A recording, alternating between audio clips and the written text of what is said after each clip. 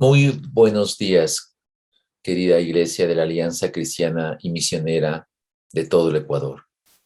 Dios nos ha permitido hasta este día estar unidos en oración con el día 519. El Salmo 51, Salmo de David, dice: Ten compasión de mí, oh Dios, conforme a tu gran amor, conforme a tu inmensa bondad, borra mis transgresiones, lávame de toda mi maldad y límpiame de mi pecado. Salmo 51, versículos del 1 al 2. Y vamos a utilizar este salmo como parte del análisis en la línea que estamos revisando respecto a los generales de Dios. Y en esta parte, nuestro amigo rey David. Vamos a analizar la parte de su reinado, sus aciertos y sus equivocaciones. Escuchemos con atención esta narración que dice la Escritura y que a través de la oración que vamos a hacer en esta mañana, Dios nos permite entender los principios espirituales que de su palabra fluyen para aplicarlos en el tiempo actual. Vamos a ver dos cosas importantes.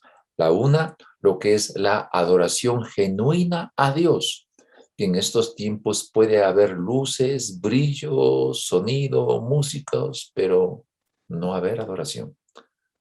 Y la segunda parte, el lado oscuro de la vida de David, que nos permita analizar si es que usted y yo podamos tener nuestro lado de penumbras, nuestro lado oscuro, y que el Espíritu Santo nos muestre si es así.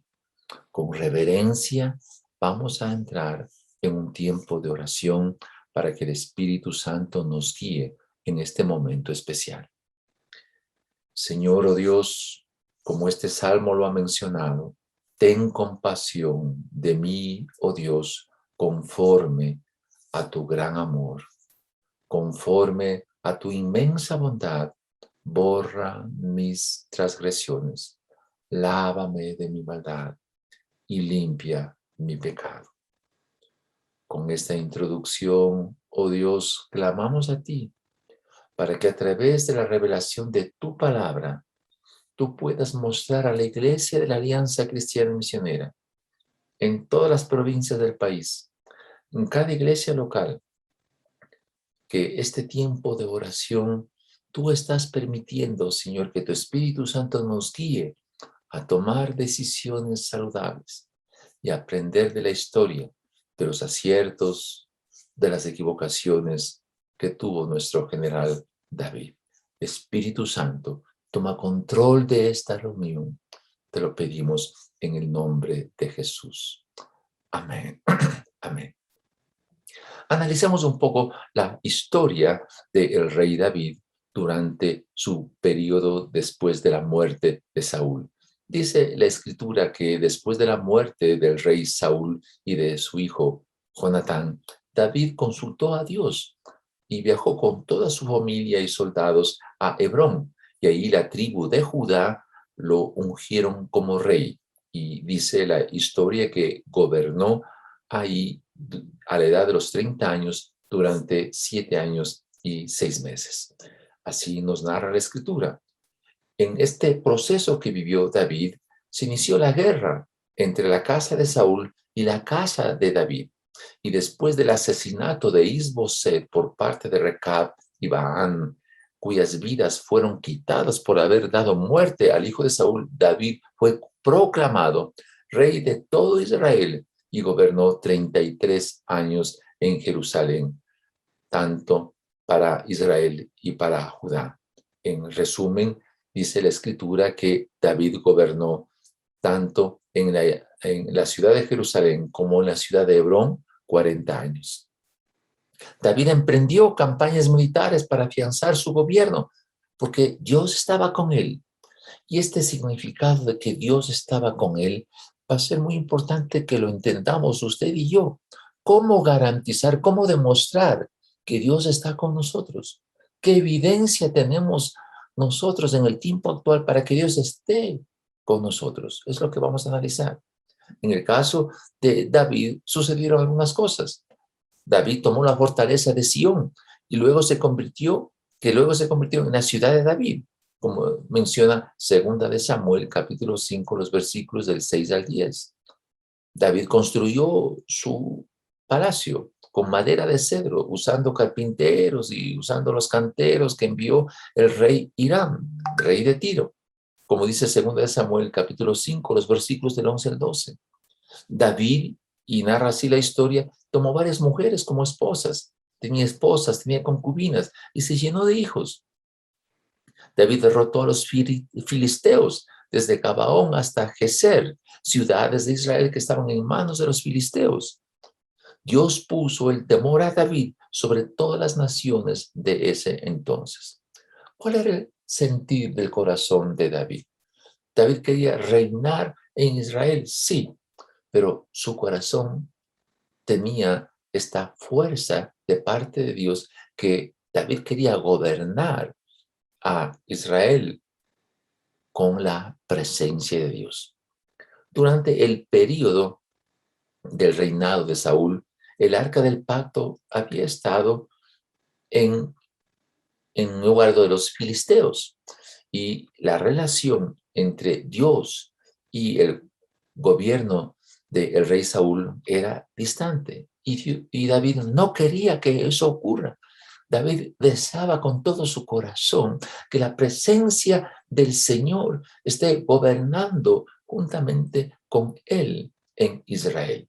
Y él deseaba de todas las formas posibles de que el arca del pacto sea trasladada de donde antes estaba para que la gloria de Dios, el Shekinah que representaba la manifestación divina del Señor aquí en la tierra a través del arca, pueda estar en la capital del reino, la ciudad de Jerusalén.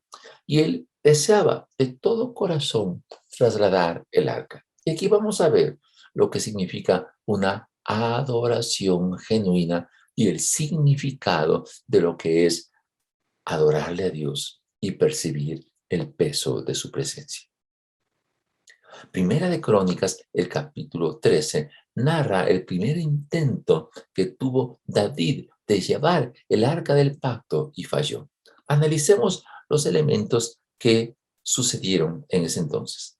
David consultó a todo el liderazgo, a todo el pueblo, la idea de trasladar el arca de Dios a Jerusalén, ya que en el tiempo de Saúl la relación con Dios se había deteriorado. ¿Era un buen propósito? Claro que sí. Consultó al liderazgo de todo el pueblo y todo el pueblo dijo, amén. El pueblo aceptó, le gustó la idea, se reunieron y se trasladó el arca desde Kiriam Jearim, que estaba en Judá, a Jerusalén. El arca se quedó en la casa de Abinadab desde en los tiempos de Samuel, como Primera de Samuel capítulo 7, el versículo 1 lo menciona. ¿Qué hizo David? Hizo colocar el arca en un nuevo carretón alado por bueyes. Colocaron el arca en esa nueva carreta y fue alado por bueyes y Usa y Ahía guiaron la carreta. David y todo el pueblo cantaban, alababan a Dios con canciones, con arpas, con liras, con panderetas, con címbalos, con trompetas. Era una enorme algarabía porque se estaba llevando el arca del pacto y se estaba adorando de acuerdo a lo que David consideraba que era correcto. En el trayecto, los bueyes tropezaron. El arca se iba a caer al suelo. Usa extendió su mano tratando de evitar que el arca se caiga al suelo. ¿Qué ocurrió? En ese instante la ira de Dios se manifestó y Usa murió en ese instante. Toda la alabanza cesó.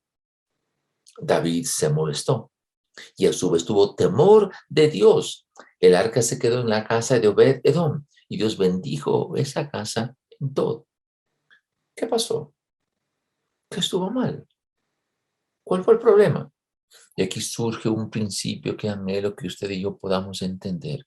El riesgo de adorar a Dios a nuestra manera.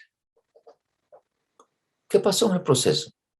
David violó la instrucción de Éxodo capítulo 25, los versículos del 12 al 14, donde se señala cómo debía ser trasladada el arca, como también violó lo que dice el libro de Números, el capítulo 4, los versículos del 5 al 6 y el versículo 15, donde señalaba quiénes debían trasladar el arca.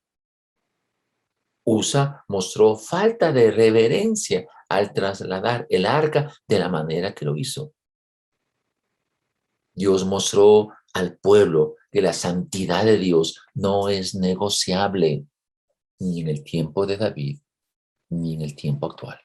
La santidad de Dios no es negociable, no podía ser violentada de ninguna manera. Escuche bien, iglesia, lo que puede estar pasando en nuestros templos.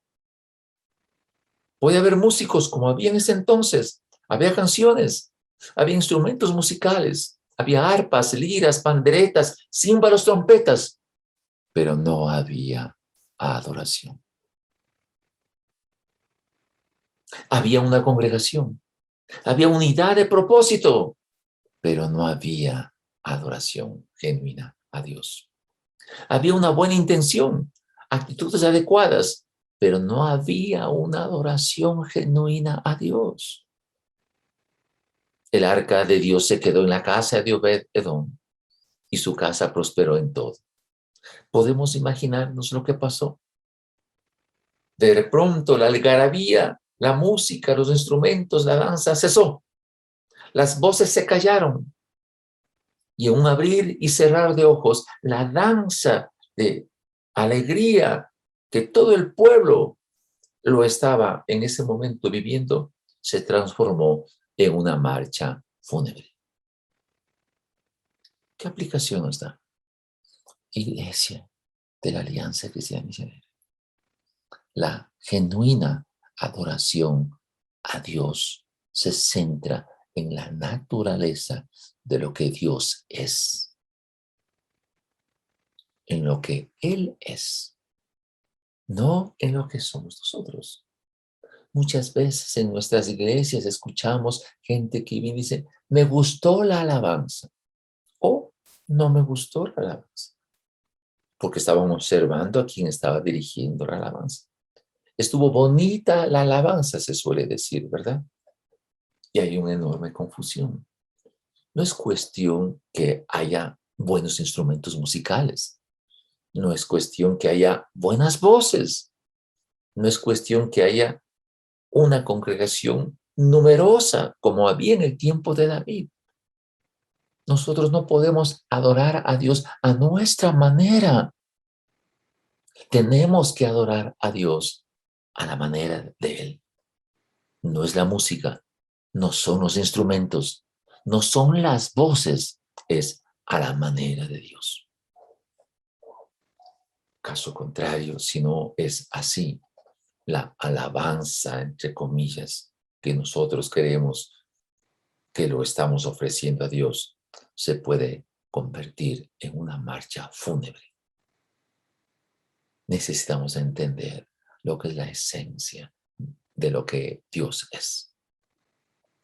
Pasó el tiempo y obviamente David tenía que hacer la corrección. Y en Primera de Crónicas, el capítulo 15 y el capítulo 16 muestran lo que sucedió. Miren lo que hizo David. Recuerden que David era según el corazón de Dios. Se dio cuenta del error y procedió a llevar el arca de Dios a Jerusalén a la manera de Dios. Reunió a 862 levitas de todas las familias de Leví. Les pidió que se santificaran para poder pasar el arca y llevar a Jerusalén. ¿Escuchamos eso? No es cuestión de que yo tenga habilidades para la adoración, que sepa tocar guitarra, piano o lo que sea, la batería. Es que yo esté santificado. David le dijo a todos los levitas, santifíquense, purifíquense. Ustedes tocan música, instrumentos musicales, saben cantar, todo bonito, todo perfecto. Pero antes de hacerlo, deben estar santificados. ¿Saben por qué? porque la Biblia dice en los íntegros es hermosa la alabanza.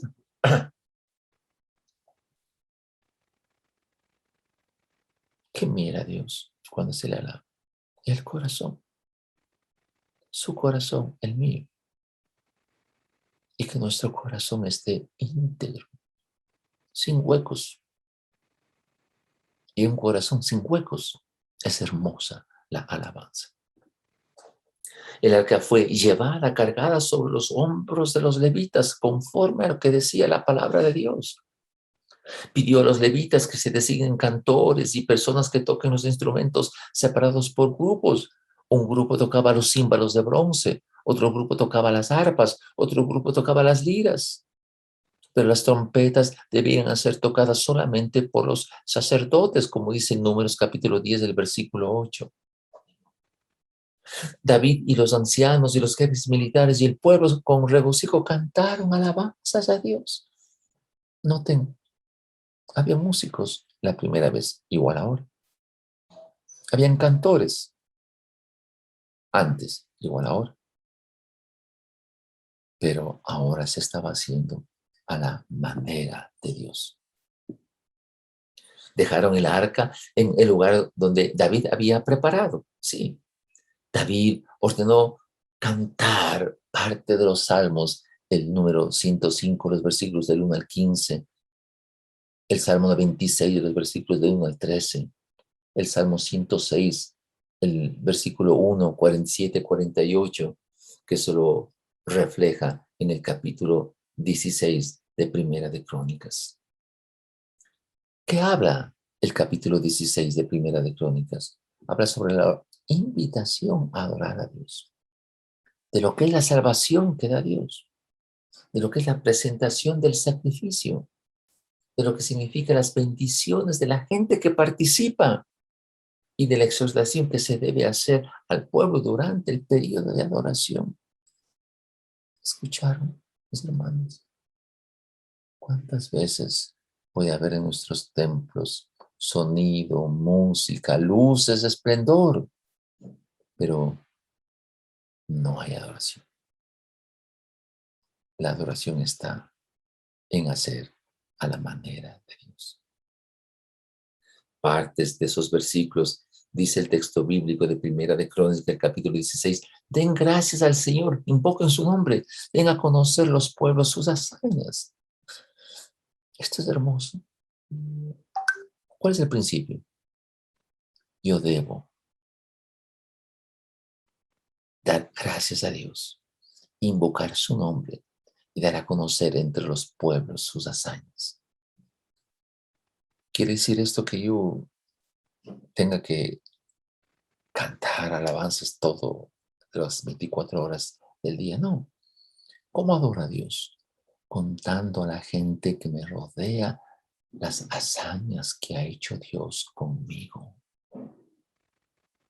Acuérdense de sus prodigios y de los juicios de su boca. ¿Cuántas cosas lindas hemos experimentado nosotros por la intervención de Él en nuestras vidas? Él se arriesgó a meter su mano pura y santa en el lodazal en que usted y yo vivimos cubiertos de pecado. Él metió su mano del pozo de la ciénaga en los cuales vivíamos sin Cristo, nos sacó, nos lavó, nos limpió, nos puso sobre la roca firme, el cual es Jesús. Puso en nuestra boca un cántico nuevo, luego de que nos puso sobre la piedra que es Jesús. Puso en nuestra boca un cántico nuevo, un cántico de esperanza. La gente nos escuchó cantar y alabaron a Dios por él. Wow.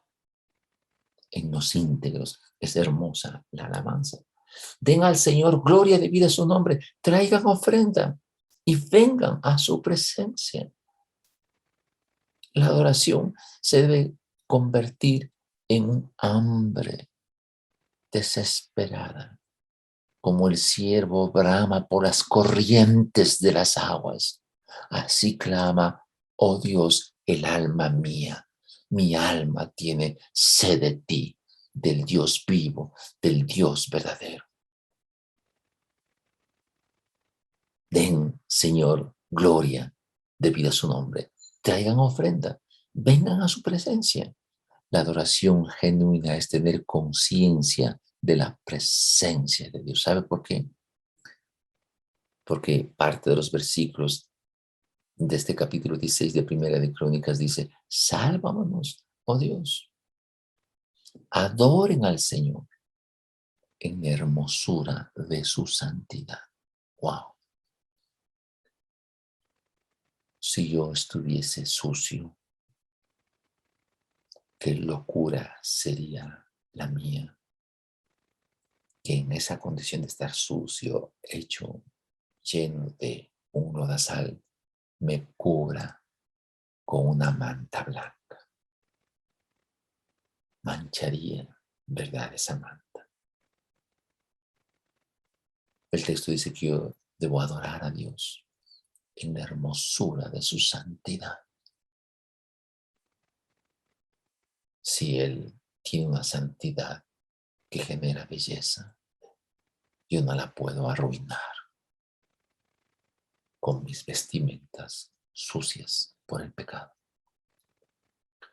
El texto dice, sálvanos, oh Dios, líbranos de las naciones para que confesemos su nombre. Cuando todo eso ocurrió, David nombró a Asaf como custodia del arca y que le sirva continuamente. Y el texto dice que formó un equipo, una escuela de adoración a través de Asaf, cuya escuela de adoración duró más de 400 años, porque se nombra en Nehemías capítulo 11, el versículo 22, el grupo de alabanza según Asaf, como dice la Escritura. Querida iglesia, escuche bien de esta aplicación que vamos a hacer. Por favor, pongan atención. Esto es palabra de Dios. Recordemos, la esposa de Fines, hijo del sacerdote Elí, estaba encinta y por dar ya a luz, al saber que su suegro, el sacerdote Elí, y su esposo murieron. Y cuando ella escuchó que el arca de Dios había sido llevada a los filisteos, empezó a dar a luz. Y mientras ella moría, llamó a su hijo Icabod. La gloria de Dios se apartó de Israel. Dice 1 de Samuel capítulo 4, los versículos del 19 al 22. Qué tremendo que la gloria de Dios se vaya. ¿Cuándo ocurre eso? Cuando la gloria de Dios se va. Escuchemos con atención. En esta segunda oportunidad del recorrido de David, los levitas tenían que cargar el arca del pacto sobre sus hombros, que fue recuperada de las manos de los filisteos y tenían que ser llevadas con varillas hechas de madera de acacia cubiertas de oro sobre sus hombros. Esto tiene un enorme significado. ¿Cuál es el significado? Que para adorar a Dios y llevar su presencia, yo tengo que tener la estructura espiritual adecuada para soportar el peso de su gloria, que significa su presencia. Meditemos esto. ¿Está usted? Estoy yo con estructura adecuada para soportar el peso de lo que representa la gloria de Dios. Caso contrario, seremos Icabod. La gloria de Dios se apartó. Si yo no tengo la estructura adecuada para soportar el peso de su presencia, Icabod, la gloria de Dios se aparta. David aprendió. Pero aquí vamos a descubrir una cosa triste de la vida de David. David tenía una vida hermosa. Tenía poder, autoridad, fama, riqueza, una gran familia, porque Dios estaba con él. Había trasladado ya el arca del Señor y estaba al lado de su palacio. Estaba en ese estado espiritual que un ser humano puede tener. Estaba en la presencia de Dios. Pero Jesús dijo, ¿cuál es la parte oscura de David? En 2 de Samuel, capítulo 11, se mira la parte oscura de David. David tenía algo que no estaba resuelto en su corazón y era su codicia sexual. ¿Escuchó eso? Líder amado, hoy vamos a hablar de algo serio, de lo que nos puede pasar cuando el líder que conoce a Jesucristo como Señor y Salvador, que ha sido redimido por el poder de la sangre de Jesús y no se ha revisado su lado oscuro, su lado de penumbras, puede pasarle lo que le pasó a David. David tenía que salir y dirigir las batallas de Jehová, pero se quedó en casa y en la tarde, después de hacer su siesta, paseándose por la terraza de su palacio, vio a una mujer hermosa bañándose. Su nombre Betsabé, mujer casada con Urías el Eteo. Su mente, la mente de David, se nubló. Su deseo sexual le atrapó. Mandó a llamar a Betsabé. Le sedujo la lujuria y se acostó con ella, como dice 2 de Samuel, capítulo 11, versículo 4. David y Betsabé regresaron a sus casas como si nada hubiera pasado. Pasaron unos días, ella quedó embarazada. David mandó a llamar a Urías, que estaba en el campo de batalla, para que descanse, vaya a su casa y se acueste con su esposa. No lo consiguió. Le llamó otra vez David al esposo. Le emborrachó. Tampoco lo consiguió. Luego le mandó de vuelta a la guerra e hizo que le mataran en el combate. Y lo consiguió. Betsabé pasó el duelo y David lo tomó como esposa. Fin del problema. ¿Qué tal? Escuche lo que le voy a decir con mucho temor y temblor. Nadie se enteró, aparentemente, ¿verdad? Pero el líder cristiano, el pastor, el líder que cree en Dios, escúcheme bien esto en el nombre de Jesús, querido pastor, me hablo a mí mismo. El pastor, el líder, el que conoce a Jesús, como David conocía a Dios muy cercano, lo que hace a escondidas aquí en la tierra es un escándalo a voces allá en el cielo. Lo que un líder que conoce a Jesús, un pastor, un líder que conoce a Jesús, que haga algo escondido aquí en la tierra en el tema sexual, es un escándalo a voces en el cielo que se acumula para que un momento determinado se desprende todo el peso del cielo sobre la persona que lo hizo. Saber de la palabra de Dios, eso es bueno. Aplicarla a nuestra vida personal es mejor. Pero escuche bien, descubrir nuestros malos hábitos es excelente, pero matarlos por el poder del Espíritu Santo es el clímax de la excelencia. Pero escuche bien para terminar esto. Un sincero arrepentimiento no evita las consecuencias del pecado. 2 Samuel capítulo 12. Un sincero arrepentimiento no evita las consecuencias del pecado. El escándalo moral de David en el cielo se vino a la tierra como un enorme desastre. El profeta Natán lo confrontó valientemente a David, utilizando esta parábola de la oveja, como dice 2 Samuel capítulo 12, los versículos del 1 al 12. David reconoció su pecado. Sí, reconoció su pecado. 2 Samuel capítulo 12, el versículo 13. Fue valiente la decisión de Natán, porque David podía matarle. Pero David entendió, comprendió la situación y reconoció su falta, reconoció su pecado. David buscó de Dios.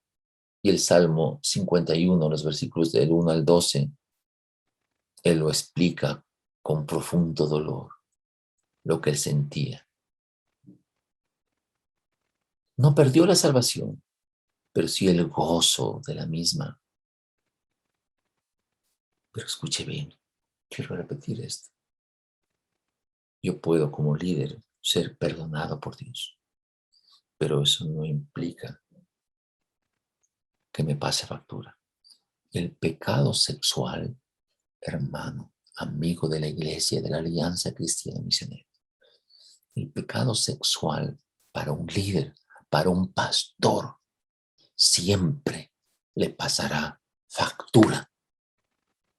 El pecado sexual que cometa un pastor o un líder pasará siempre factura. ¿Qué le dijo Dios a David? No se apartará la espada de tu casa. 2 Samuel, capítulo 12, versículo 10. Dios le dijo, las mujeres de David serán tomadas por otro a la luz del día. 2 Samuel, capítulo 12, versículo 11. ¿Qué pasó con Betsabé? Se embarazó, su hijo murió. ¿Cómo inició el desastre en la vida de David? Fue perdonado, por favor. El Salmo 51 así lo expresa de una manera muy clara.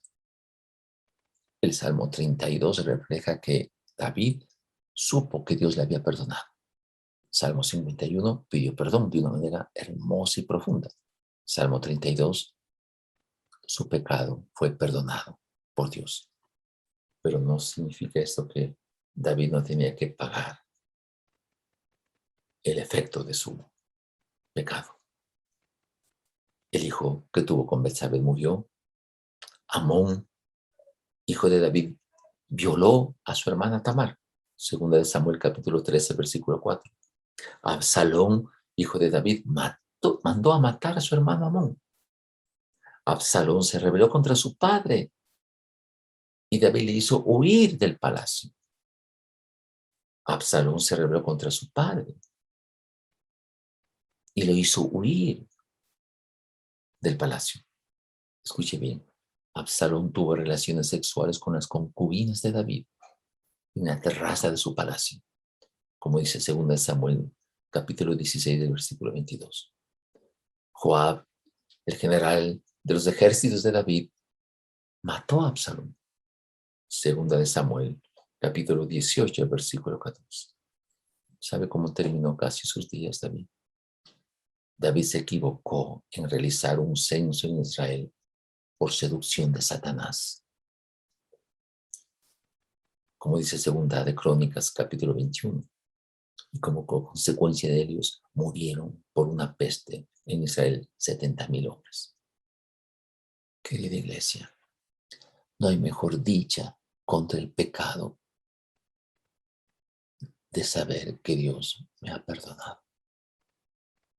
Pero debo ser responsable y asumir con valentía las consecuencias de mi falta. Esto es una enseñanza para todo pastor. No nos equivoquemos, queridos pastores, no nos equivoquemos.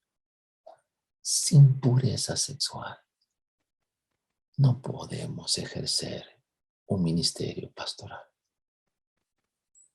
porque nos va a pasar factura, y una factura terrible, aunque hayamos sido perdonados por Dios. Entremos en un momento de oración. Estamos viviendo una situación terrible en estos tiempos, ¿verdad? Busquemos a Dios en oración. Padre querido, con todo el corazón, frente a lo que hemos aprendido, no nos permitas, oh Dios, arriesgarnos a adorarte a ti a la manera nuestra. Ayúdanos a adorarte a ti a tu manera. Y ayúdanos a tener, Señor, la estructura espiritual adecuada para soportar el peso de tu presencia. Soportar el peso de tu presencia, Señor, porque tú eres santo, tú eres santo. Y si tenemos la estructura adecuada de soportar el peso de tu presencia, tendremos pureza sexual.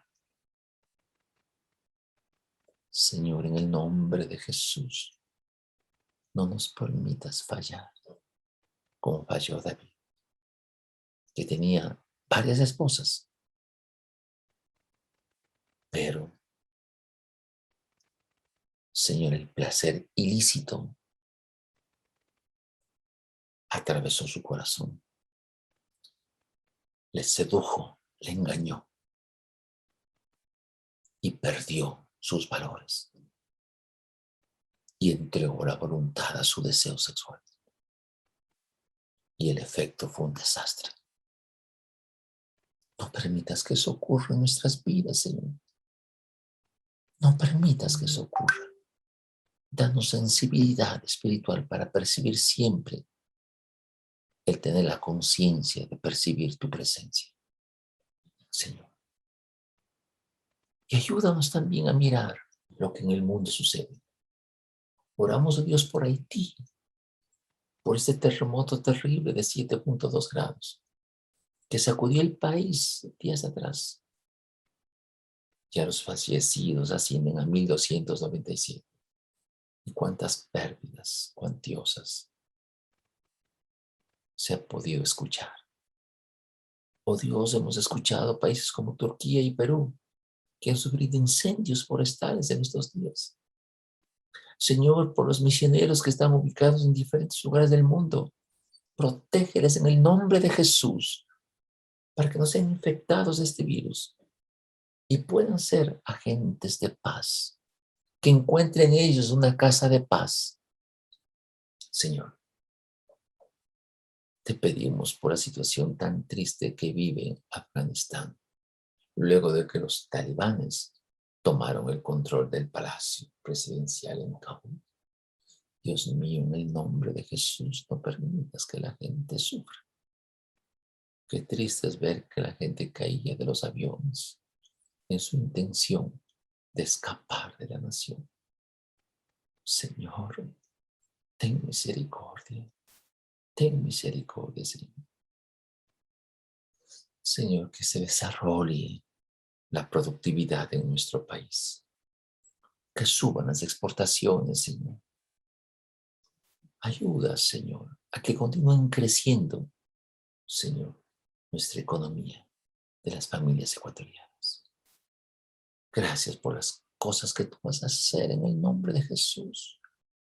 Levanta, Señor, una iglesia santa, una iglesia digna, una iglesia con conciencia de tu presencia, una iglesia que ayude el desarrollo, una iglesia que tenga los principios claros de transformación en el lugar donde cada uno está, porque tú nos pusiste en lugares para bendecir nuestro entorno.